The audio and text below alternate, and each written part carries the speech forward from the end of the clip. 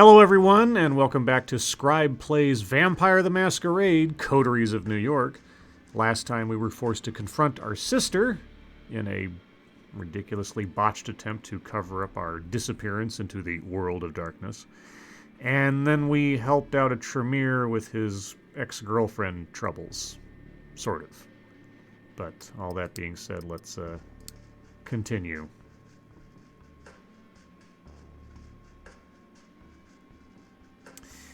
Let's see, it's time to rest. Oh, nothing happened. Interesting. Let's see, who haven't we visited in a while? We just did Tremere guy.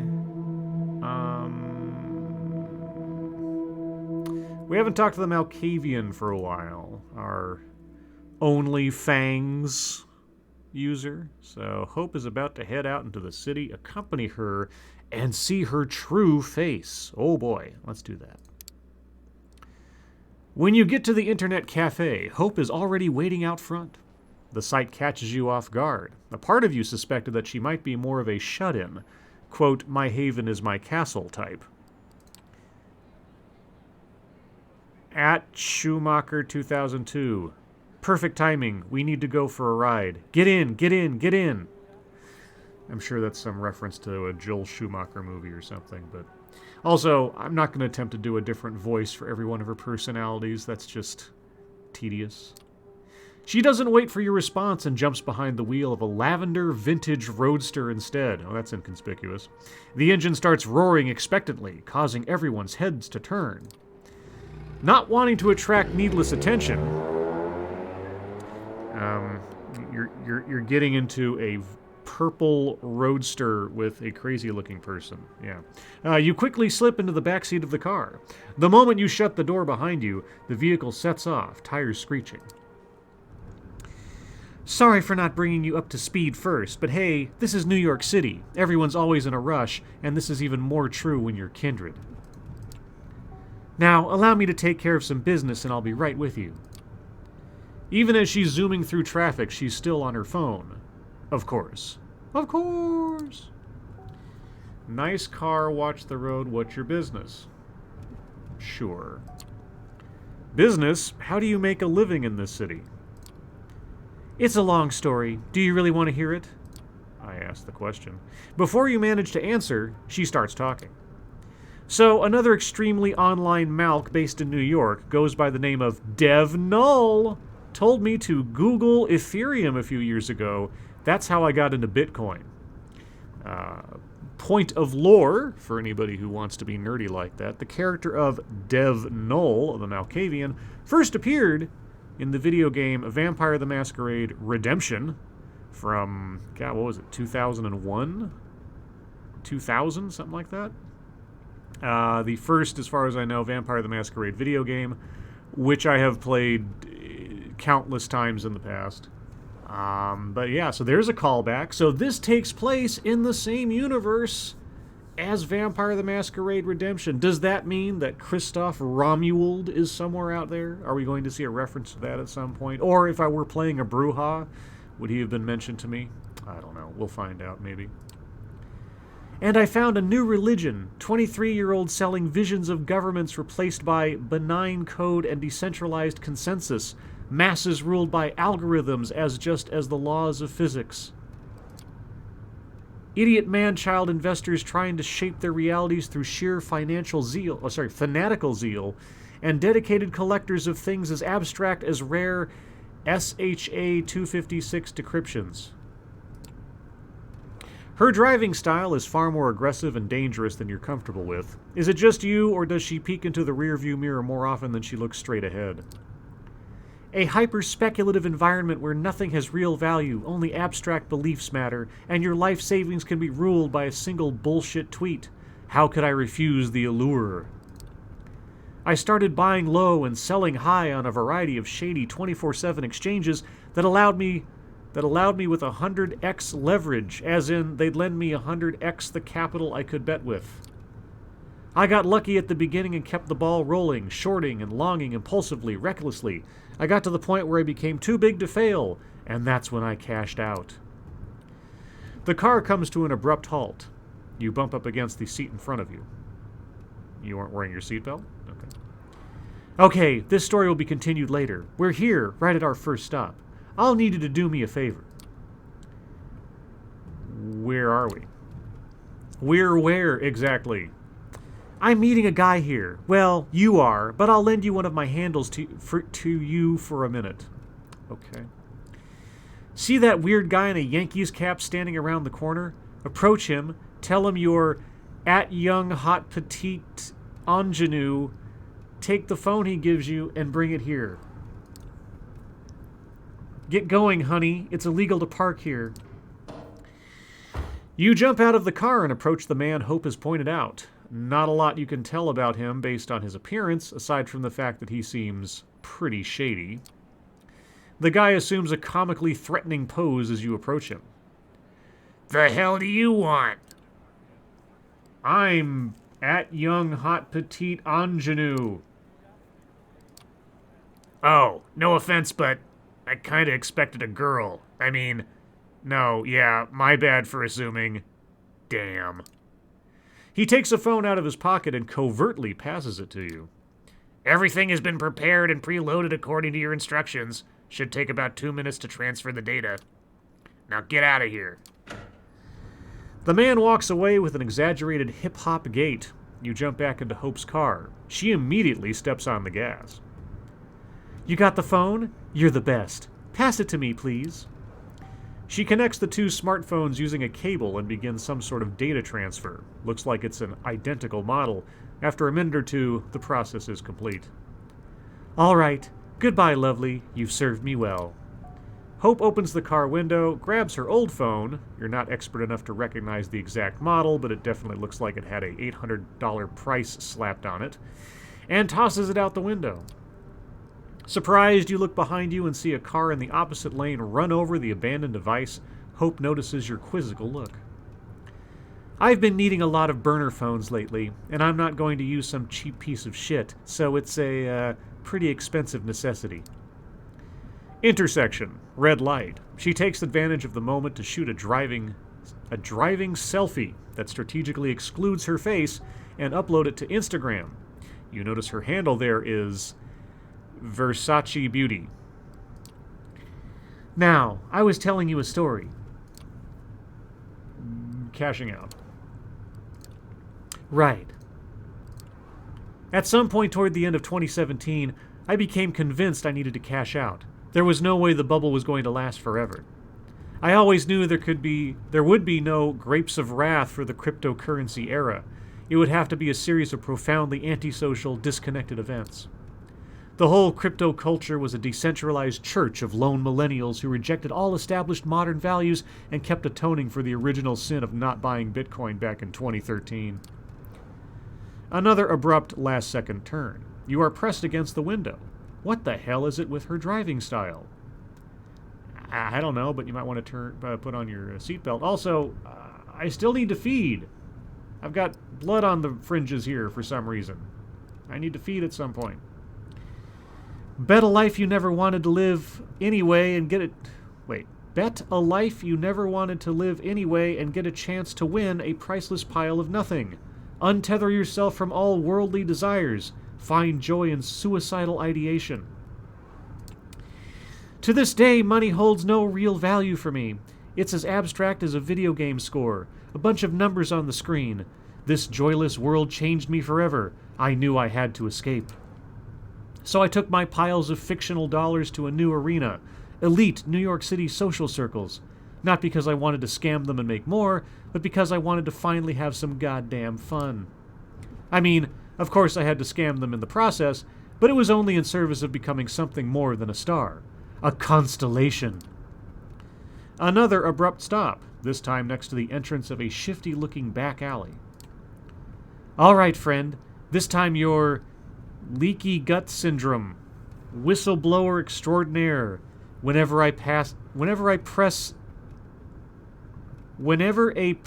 sneak fuck wants a leak, you've got it. Got it? Okay. Sorry for putting you out there in my place, but I only personally contact people as a last resort. Gets harder to protect my identity each time I show my face. And since I've got you, our man is waiting for you in this back alley. He's paying back a favor with a flash drive containing crucial information we need to stay safe in this city. Retrieve it. I will circle the area. Make sure we aren't in any danger right now. When you're done, get back here and I'll pick you up. Everything clear? Good. You exit the car and see it drive away in a hurry, then head into the narrow passageway. Sure enough, there's a man waiting for you at the end of the back street. Unshaven, wearing wrinkled clothes, with a nervous eye tick, he looks even dodgier than the last guy you met. When you approach, he gives you a mean look. You lost or something? I'm leaky gut syndrome. You said you got a little something that might interest me. Of course. Straight to the point, aren't you? All right, then. Clumsily, he produces a USB stick from his front shirt pocket and holds it before your face. When you reach out to take it, he pulls his hand back and gives you a sly grin. Getting all this data was risky, you know. Miss Montgomery is an unusually secretive person. Digging up dirt on her took more effort than I expected. Effort that should be rewarded, I think. Effort that should be rewarded, I think. The more you ask around about her, the more you expect a letter saying, give up your inquiries which are completely useless, at your doorstep. Perhaps attached to a severed cat head. You catch my drift? Yeah, that's how people talk. The secrecy surrounding her screams, friends in high places, brave new world order, Illuminati shit, you know? Makes me think I deserve some hazard pay. Yeah, I get it. Refuse and bluff. I ran a background check on you. You're not just some random schmuck off the street. No way you didn't know what you were walking into when you took on this job. And if you really didn't, I doubt you're the kind of journalist who can gather intel worth shit. You're bluffing the hell out of him, unsure if it's going to work. It does. The man spits on the ground angrily and raises his hands in surrender. All right, I shouldn't have put you on the spot like that. My bad, okay? He extends the hand holding the flash drive toward you again. You take it. Oh yeah, one more thing. Not really sure what it's about, but one of my informants claims you might be interested in this. He reaches into his inner jacket pocket and presents you with something wholly unexpected. It's a bag of blood, labeled simply as ABRH-. You take a closer look, but that doesn't answer any of the questions that just appeared in your mind. You peek into the journalist's cold, blue eyes and see them twitch uncontrollably. Don't ask me. They said you'll know what to do with it. Leaky gut. Come on, take it. I'm gonna drink his blood. Fuck this guy. I'll take whatever I want, twitchy eye. He's only conscious long enough to manage one step backwards. A second later, your fangs are already sunk deep into his neck.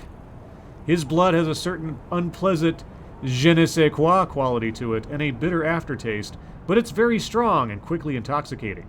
As you finish your meal, you feel consumed by euphoria.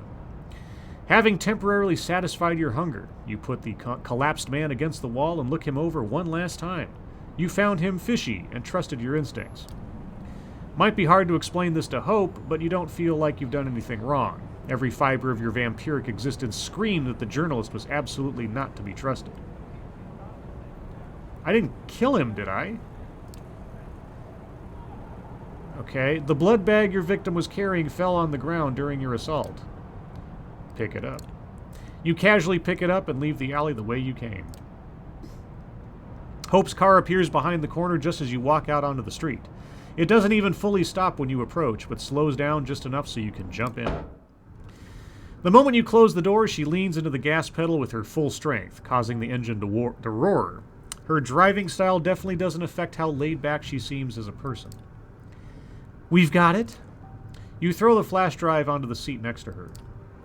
Perfect. Any problems? How did the meeting go? You relate the entire back alley encounter to her. Toward the end of the story, you notice she's not staring at the road or her phone, but directly at your face. The realization startles you. You've got that bag of blood with you? You place it on the seat next to her. She peeks at the label. She looks at it again. Then she steps on the brakes. Fuck. I'm okay. She grabs both the bag and the flash drive you've obtained and throws them out the window. Looks like that's her favorite method of taking care of problems. Okay. That bag was a message. AB negative used to be my blood type. It's the rarest one, found in less than 1% of the United States population. Glad you didn't drink it. Who knows what they've done to the bag? Some New York City vets can tell you wild stories about using irradiated blood to locate and kill other kindred. I think I heard that story once. You admit you did feed on the man who gave you the bag instead. Good for you, I suppose. I don't think they've done anything to his blood. That would be some kind of 5-dimensional chess move. But yeah, this contact is compromised and needs to be cut off. Goodbye, my journalist frenemy, and goodbye, dear leaky gut syndrome. You've both outlived your usefulness. After a brief period of hesitation, she deletes the whistleblower extraordinaire account and sighs. Another one bites the dust. I've got another story to finish. I was talking about Bitcoin and then... Where did I stop? Constellation, I think. Becoming a constellation. Oh, right. You know who saw the real face of this city? Anna Delvey. Ever hear of her? A Russian working-class girl, born as Anna Sorokin. She moved to New York in 2013 and convinced everyone that she was this insanely rich trust fund kid, a wealthy German heiress. Manhattan elites totally fell for it, and they bought it for years while she swindled them. She only got arrested in 2017 after having stolen almost $300,000. Sorokin created her Delvey persona out of thin air, convinced everyone that she was going to set up an art fund, and kept tasting all of life's finest pleasures while being basically broke. She even made up a fake family financial advisor, then killed him off when he became a liability, and apparently most of her rich victims never admitted to being scammed out of shame. By now, you're sure, the way she scrutinizes her surroundings, by now, you're sure, period. The way she scrutinizes her surroundings, her reckless driving, she's trying to escape somebody. Okay. Now Delvey's locked up with murderers in Rikers, writing her memoirs, apparently picking a lot of fights. Bless her heart. She'll forever be an inspiration. But I have more advantages than she ever did. I have my own considerable funds, and I can rely on many more made-up people than just some old-ass financial advisor. A whole bunch of fake content creators and influencers that make rich dumbasses want to get in touch with and collaborate. Sorry, that every rich dumbass wants to get in touch with and collaborate. Makes it super easy to earn more money than I invest. You've seen it firsthand, both as a deceiver and the deceived. It's a city of illusions. Make non-existent money, come up with a fictional status, play nonsensical Camarilla games. And one day, you might just find yourself at the top. All right, we're reaching our last stop. You look around. You're coming up on a parking garage. You're going to take an elevator to the 70th floor. Give the masked man you meet in front of the door this memory card. It contains an art house movie I've made. You mean a vampire movie? By art house, you mean a vampire movie? Yes, a movie you've seen me rehearse in my haven. You didn't think I was doing that just for show, did you? I found some filthy rich Manhattan pervs who pay a fortune for a convincing vampire cam show. I don't need money, but their IT industry connections gave me an idea. When we give them this memory card, we'll gain access to tech that should allow us to take on my biggest enemy in this city. So your nickname this time is going to be... A Crash! Oh my god! You are momentarily dazed and can't immediately understand what happened. The first thing you know for sure is, if you were still a normal human being, you'd be dead. Well, we were sitting in a parking garage, so somebody must have hit us, I'm assuming. You replay the last few seconds in your head. The other car appeared out of nowhere and crashed into Hope's vehicle at the maximum speed it was able to achieve in this closed-off space. Oh my god. The driver has already managed to kick open the mangled door next to him and stumble out of his seat. Now he wordlessly approaches the trunk. Okay. And takes a large caliber silenced pistol out of it. Okay, so he crashes into us, walks around to the trunk of his car, and takes a pistol out of the trunk. Why would you keep a pistol in the trunk? Ah! Stranger man! Thing. He starts approaching the lavender wreck of Hope's car, obviously ready to finish the job he started. You have to be fast and violent. It's you or him now. It's a gun, and you're a vampire. It's bashing damage at best, and it's not going to kill you. I'll just attack the man. He's got a gun. What? No. It's a gun. It's not a stake. It's not a flamethrower. It's a gun. Your instincts take over. You don't come up with a strategy or an optimal route. You simply start running towards the gunman, yelling.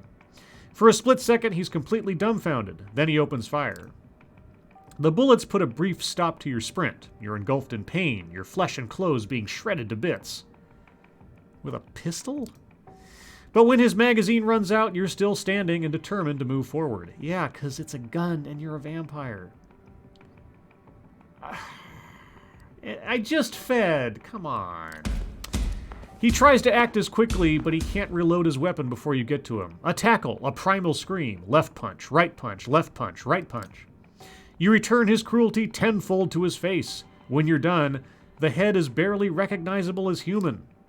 You stand above the gunman's body, trying to calm yourself and your killer instincts. That's when you hear her voice. Ugh. Hope slithers out of her car and sees you standing over your assailant. Ha, you did pretty good.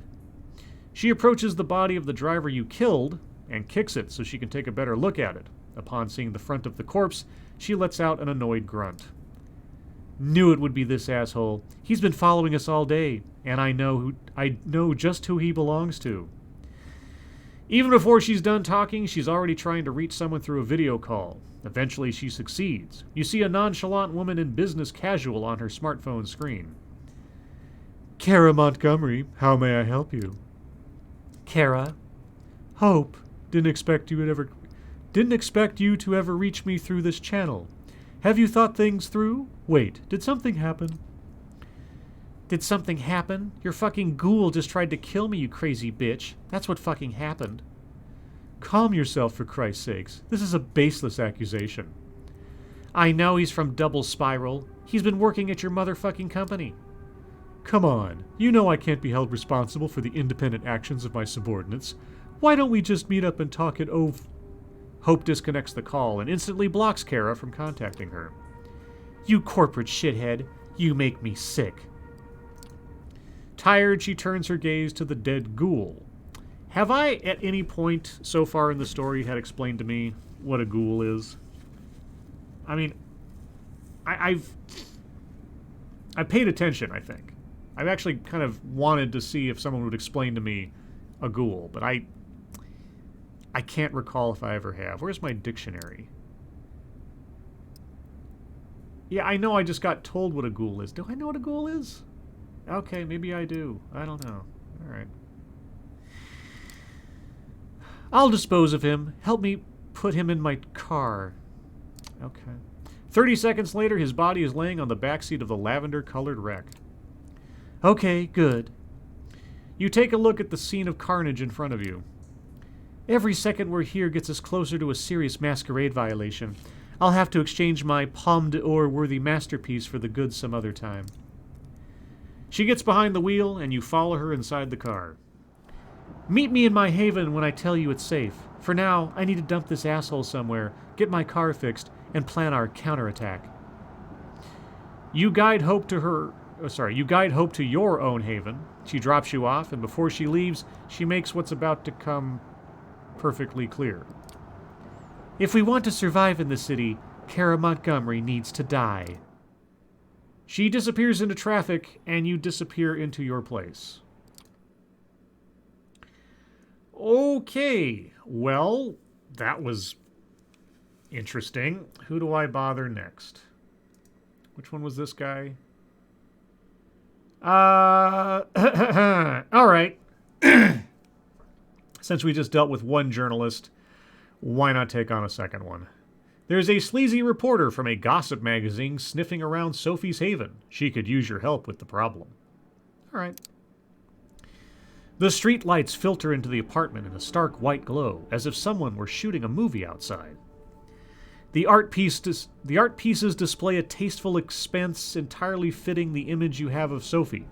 It feels as if 1,000 sins have been committed on these premises, most of them under her benevolent hospitality. Sophie comes to greet you as you enter the living room, shaking her head. You understand that people judge me based on how you dress, don't you? Sophie looks at your clothes as if resigned to your sartorial limitations. I've tried to dress inconspicuously. Yeah, you know, Masquerade. Because of the Masquerade, yeah. That's very sensible of you. I suppose I should commend you for that.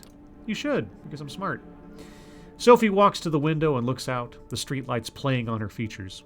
She reminds you of a queen contemplating the unfortunate limitations of her subjects. You'd think that as a vampire, at least we wouldn't have to worry about the vultures of the press. Unfortunately, when you have power and ability, there are always parasites trying to feed on you. Is there a reporter after you?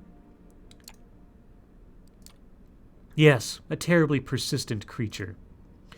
Sophie steps away from the window and settles down on a sofa, a wine glass of red liquid in it. Blood, treated as not to spoil. You've become good at noticing the scent, even from a distance. She doesn't offer you any as she cautiously sits down across... she doesn't offer you any as you cautiously sit down across from her. This awful man has been stalking my apartment with a camera. He's gone through my trash, talked to the neighbors. Please be a dear and explain to him that there's nothing for him here.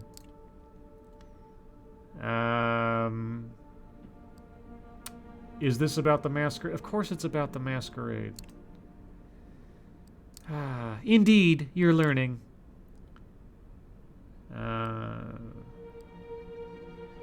Isn't this unavoidable? Isn't this unavoidable when we fake mortal lives? Do you really think you can tell me how to live? What? Okay. Do you know... That bizarre response. Do you know anything about this reporter? Man, woman, young, old, anything like that? All gossip reporters look the same to me. Well, that's unhelpful. Time for you to go. I have business to attend to. So you're not even going to give me a description of the person I'm looking for to... Okay. You leave the apartment as Sophie disappears into another room. You don't have a clear idea of the game she plays with the city's mortal and immortal power structures, but she always seems to be making a move. Not a very good move if she's not going to tell me who I'm looking for. Outside on the street, there's a slight warm drizzle, the kind that gets under your clothes and makes you want to take a shower when you get back to your own haven.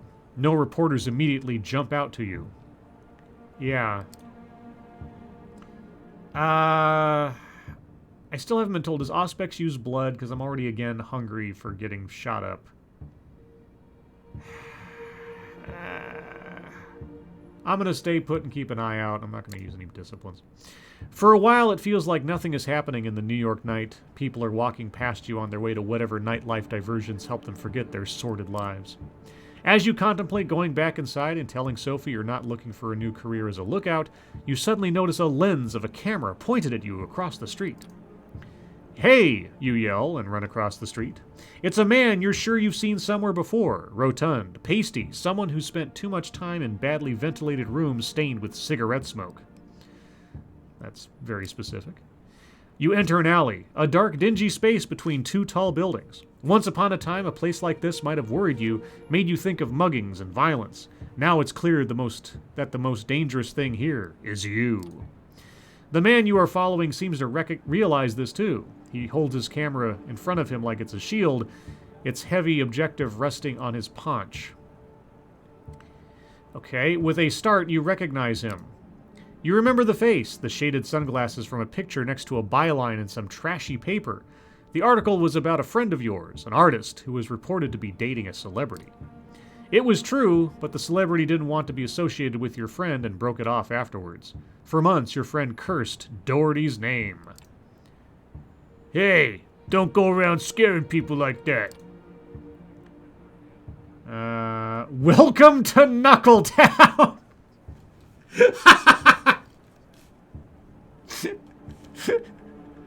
Okay, I'm half tempted to say welcome to Knuckletown. Oh gosh. What the hell? Welcome to Knuckletown. Welcome to Knuckletown, fat man. Let's make this fun for at least one of us. Whoa, whoa, I'm a reporter. What do you... A lot of scoops here in this dirty alley? You can't be a journalist if you're not willing to get your hands dirty. Do you live here? I'm working on a story about a local resident. Her name is Sophie Langley. Everybody knows her in high society circles. From the way you look, I'm guessing you might know her too. Oh, what's that supposed to mean? She's a redhead, pretty as a picture, and there were a lot of pictures of her through the years. That's the thing, in fact. Look at this. Frank pulls out his phone and starts showing you pictures. Some have been downloaded from news sites, while others are photos from the society pages of newspapers from past decades. You know, if I were a more cunning vampire... Oh, wait, no, she's my patron. If I turn her in, I die too. Never mind.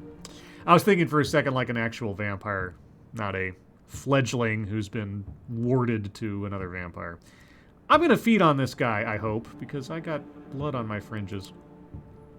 All show Sophie. She has different clothes, hairstyles, makeup, names, but the face remains the same. So you're a stalker. They're all hot. Other than that, I'm not sure. Yeah, I asked, find out what this guy knows. That's strange. So what do you think is going on? Beats me. That's why I'm here to find out. You must have a theory. I have a theory or two, but before I print my theory, I need facts to back it up. Wow, you're a reporter with integrity in the 21st century. That's amazing. 3 words: extreme plastic surgery. All the celebrities do it, only her doctor is better than the rest. You look critically at the photos on Frank's phone.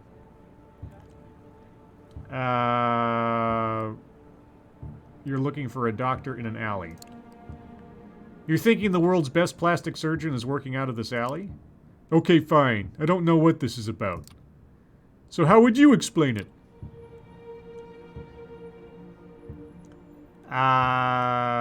Ancient medicines, it's a hoax. I know Sophie personally. Yeah, I don't want him running around. Yeah, we need to get closer to this guy. Keep your enemies close, etc. You got to understand that I know Sophie pretty well. We move in the same circles. So what can you tell me about her? She has a tragic family background. Her family has suffered a terrible tragedy. It would be cruel to subject them to the full glare of publicity. Oh, is that what my conclusion was? Okay. Who cares? Everybody has a hard life. I got to have something usable. Threaten Frank with legal action. Intimidate Frank with violence.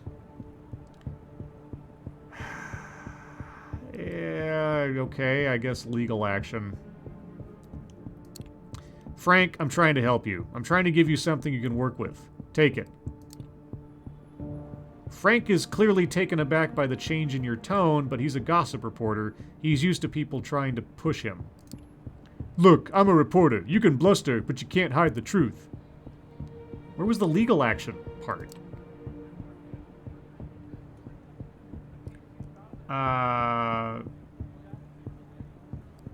Can you afford a lawsuit?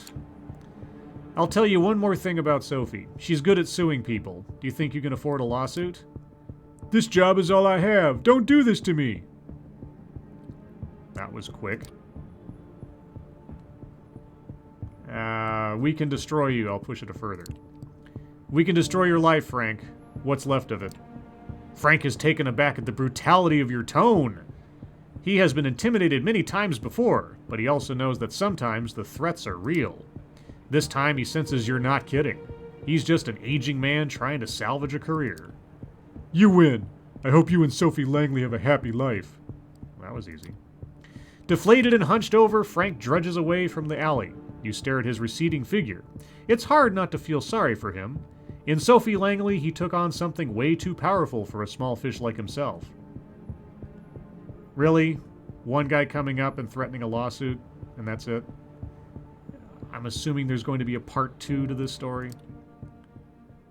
Yeah, well, whatever the part 2 is, we'll find out next time. Kind of a frustrating session. Kind of feels kind of, I don't know, not satisfying. I guess some storylines are better than others. That was it? Huh, maybe he'll come back. Anyway, if you enjoy this content, let me know in the comments below. And as always, thank you for watching.